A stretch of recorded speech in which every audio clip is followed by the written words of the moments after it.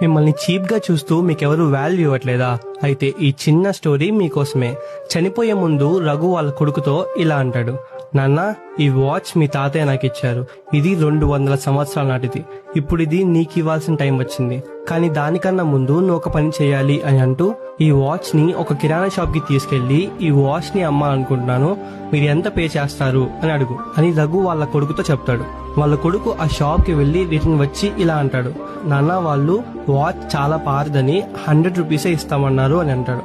అప్పుడు రఘు, ఇప్పుడు ఒక గుజరీ షాప్ కి వెళ్లి అడుగు అని అంటాడు. వాళ్ళ కొడుకు ఆ షాప్ కి వెళ్ళొచ్చి వాచ్ ఎక్కువ చిరిగిపోయిందని వాళ్ళు 10 రూపాయలే ఇస్తామన్నారు నాన్న అని అంటాడు.